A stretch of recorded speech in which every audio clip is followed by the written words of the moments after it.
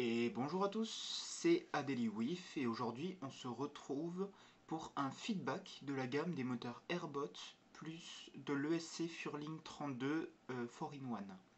Donc déjà on va commencer par les specs. On va commencer avec ces moteurs, les Airbot que je vous mettrai en description, donc je vous mettrai tous les liens en description ainsi que Banggood et pour l'ESC un lien en France donc chez FPV Fly. Donc ce sont des moteurs 2306 qui peuvent être en 2400 kV ou 2700 kV et qui sont compatibles de 3 à 5S. 5S en 3S ou 5S, dans tous les cas, en 5S vous risquez de faire brûler vos moteurs. Surtout sur du 2004 encore ça peut passer, mais sur du 2007 je pense que ça doit être un peu trop et impossible à tuner. Et en 3S c'est trop peu. Et on a une conso max à 45 ampères.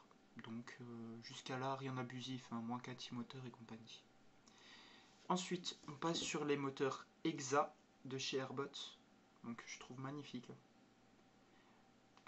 Qui sont eux à 24,99$, donc c'est un peu plus le haut de gamme chez Airbot. Donc ils sont dispo en rose ou en bleu, un bleu turquoise comme j'ai là. Qui sont, je trouve, très beaux et qui vont bien sur un setup, en rose aussi d'ailleurs. Qui sont par contre eux des 2208, donc un peu plus petits que les Mr Copper, donc moins de couple, qui sont disponibles en 2700 kV, donc pour du 4 à 5S. Donc 2700 kV en 5S, comme je disais, je pense que ça va être franchement intunable. Et 1800 kV, donc là par contre pour du 6S ou du 5S si vous voulez débuter avec des moteurs, enfin débuter un peu moins puissant, enfin un peu moins de puissance.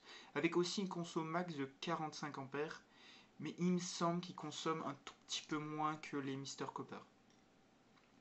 Dans les deux cas, sur ces deux moteurs, on n'a pas d'aimant incurvé, et les modèles de roulement ne sont pas donnés par le constructeur, donc pour trouver des roulements, ça sera compliqué. Et il n'y a non plus pas de spare qui est vendu, et on peut démonter toutes les cloches. Alors sur celui-là, je peux pas vraiment vous montrer, mais on a une vis à l'intérieur des moteurs pour démonter et accéder directement au stator et au rotor pour pouvoir les nettoyer avec une brosse à dents ou de la flotte. Donc c'est facile à démonter, même si ceux-là, franchement, je vous conseille, si vous les achetez, d'utiliser, vous prenez des vieilles hélices pour l'enlever, parce que sinon c'est clairement impossible à enlever. Donc ce qui montre que ces aimants sont vachement puissants, alors que ceux-là le sont beaucoup moins. Et ensuite, donc le Furling 32, donc je vous mettrai une image parce qu'on... Comment dire, c'est compliqué à voir, hein, il est dessous, sous la révolte. Et il est aussi ici, alors là par contre c'est une carte Betaflight de chez Airbot aussi, qui est une très bonne carte d'ailleurs.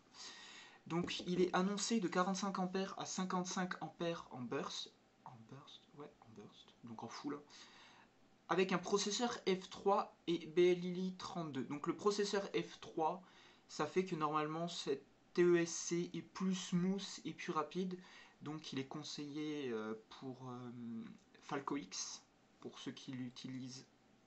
Voilà. Et pour Betaflight, si vous avez une F7 et que vous comptez la faire tourner au maximum de ses possibilités, donc avec le nouveau filtre RPM Filter, je ne suis pas assez renseigné. Cette ESC est fournie avec un condo, un film de cuivre, donc je ne sais pas si j'en ai un à porter, que je vous sors ça, j'ai pas non plus tout préparé. Il vous file un petit truc de cuivre à coller par-dessus. Pour, il me semble, limiter les ongles. Je ne l'ai pas collé, franchement. Je sais pas à quoi ça sert exactement. Et je vais vous avouer que j'ai un peu peur que ça court-circuite, même si cette ESC est tropicalisée. Hein.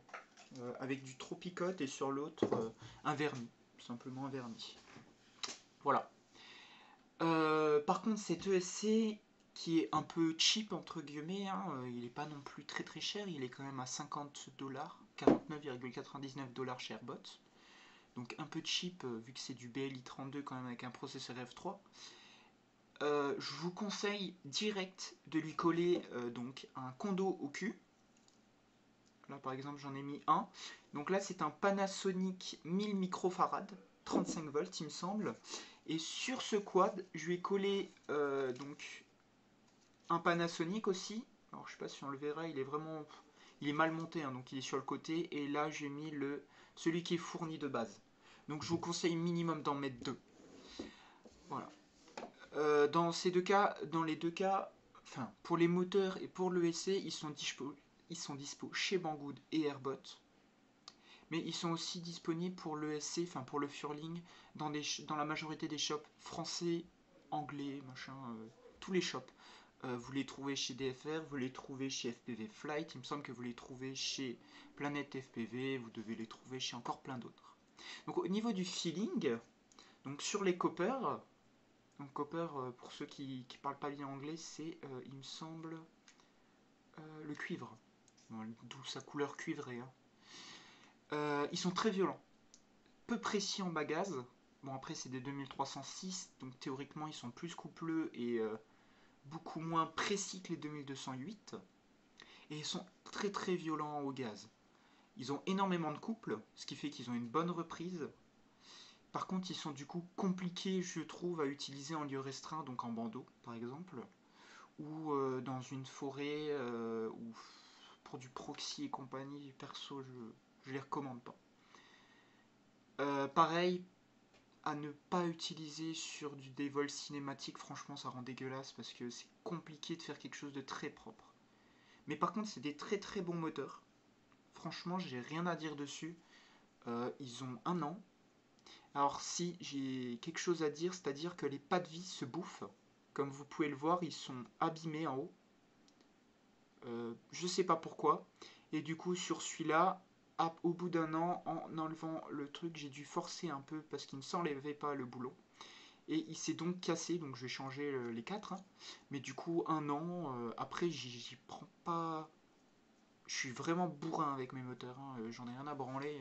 Je les dévisse un peu comme un sagouin et je, je, je visse les hélices au maximum pour éviter de les perdre parce que ces moteurs envoient énormément. Donc quand vous prenez des grosses batteries type des Tattoo Airline et compagnie, ça dépote sévère quoi. Donc moi perso j'ai vu que ça tourne, enfin selon le moteur ça tourne dans le sens de dévissage de l'hélice. Bah perso j'ai pas trop confiance donc je vise bien. Bon, au bout d'1 an, donc ce que je disais, les pas de vis sont très abîmés. Par contre, ils sont très très solides et les roulements sont impeccables. Alors celui-là, moins parce que j'ai forcé dessus. Mais ils font toujours le bruit d'un roulement neuf. Au bout d'1 an, plus d'1 an même, ils font toujours des bruits de roulement neuf. Et franchement, aucune cloche voilée. J'en ai jamais changé un jusqu'à là. Aucune cloche voilée.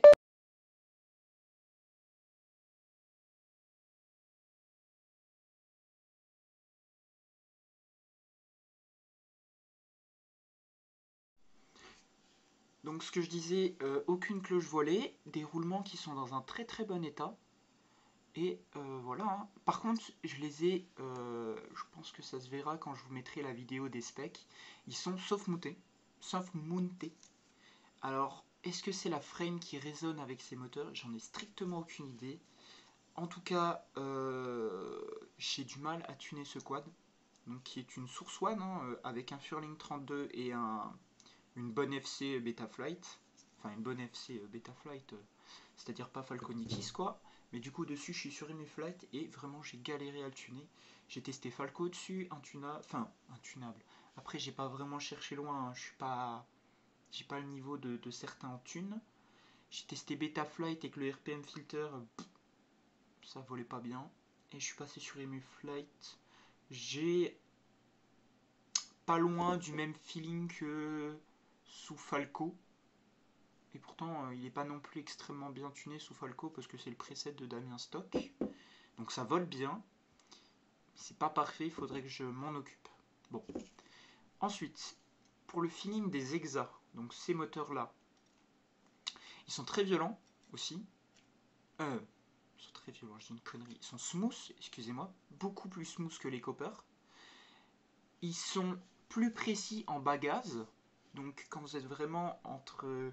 bah, quand ils décollent, grosso modo, même quand vous tombez, vous êtes en chute libre et en dessous de 50%, ils volent super bien.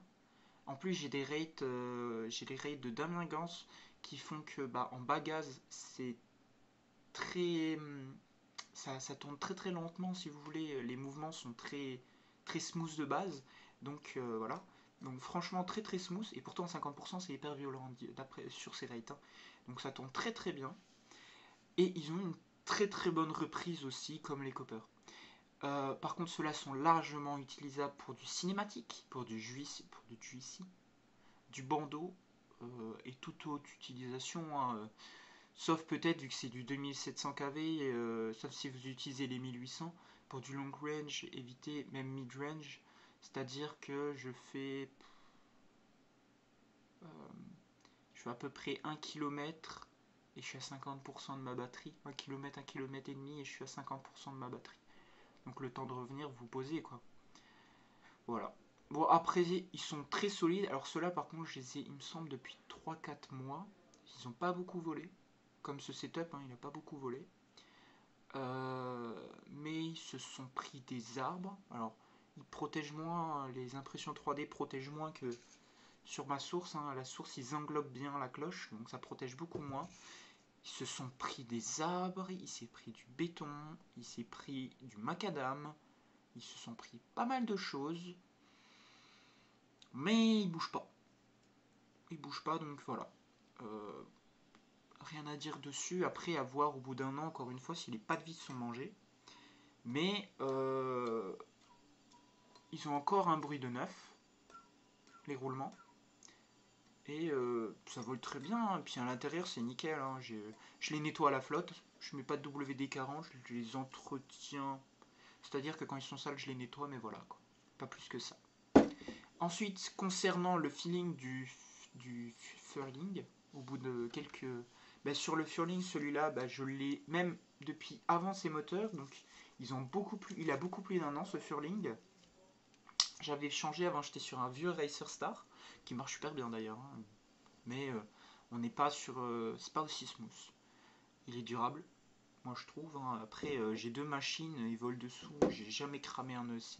Après, je suis jamais monté à 55 ampères en burst, hein. Donc je suis à 45 ampères max avec mes moteurs, donc je suis loin de la limite. J'ai eu des retours que sur des moteurs bien vénères, du style T-Motor et compagnie, il peut prendre cher, voire s'abîmer. Donc voilà, après, si vous utilisez des moteurs entre guillemets normales et pas hyper qui consomment pas énormément. C'est-à-dire que si vous avez des moteurs de la même gamme de prix, enfin même gamme de prix, c'est-à-dire que c'est un ESC milieu de gamme, vous mettez des moteurs milieu de gamme, donc vous mettez des IMAX Eco, vous mettez des Xing, il me semble, des Xing, je pense que ça doit bien, très très bien tourner et je pense que ça doit aller super bien. Après, quand vous mettez des T-Motors, des Xnova ou des Johnny qui consomment et qui pompent comme des énormément, forcément bah, vous allez abîmer plus votre EC. Voilà. Donc après, si vous avez un condo, déjà ça peut limiter les dégâts. Et j'ai eu jusqu'à présent aucune désynchro avec ce ESC. Après, je l'ai réglé vite fait, hein. J'ai mis des réglages, j'ai pas touché. Donc ça marche très bien. Voilà. Donc c'est tout pour cette vidéo. Je vous mettrai donc pour ces deux quads une vidéo en description. Donc une vidéo bandeau pour ces coppers. Donc c'est une vidéo franchement qui est, je trouve, mauvaise avec ma vieille caméra. Donc c'est du vieux HD 1080p dégueulasse. Mais voilà, hein, c'est juste histoire de vous montrer ce qu'il a fait. D'ailleurs, en parlant de ça, quand je vous disais qu'il était durable, je me suis pris en full dans un arche en métal en power loop raté. La batterie est tombée, le drone est tombé.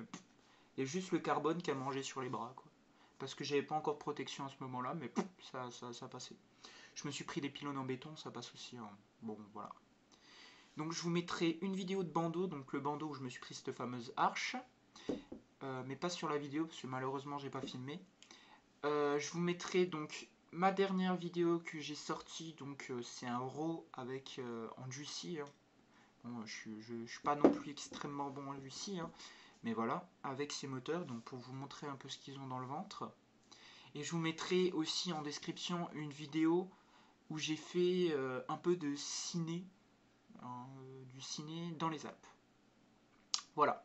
Et je vous mettrai bien sûr les liens Donc pour acheter ces moteurs, donc que ce soit chez Airbot, que ce soit chez Banggood, et je vous mettrai un lien pour le Furling chez FPV Fly, puis DFR, je pense que vous trouverez tout seul, quoi. Voilà. Et bientôt, je vous parlerai de l'ESC Ori 32, donc c'est un ESC 2020, et de la FC Nano F4 V7, il me semble, aussi de chez Airbot, que j'ai sur mon Cinehoop, donc qu'on doit voir en arrière-plan, donc avec une frame Bumblebee, il me semble, quelque chose comme ça.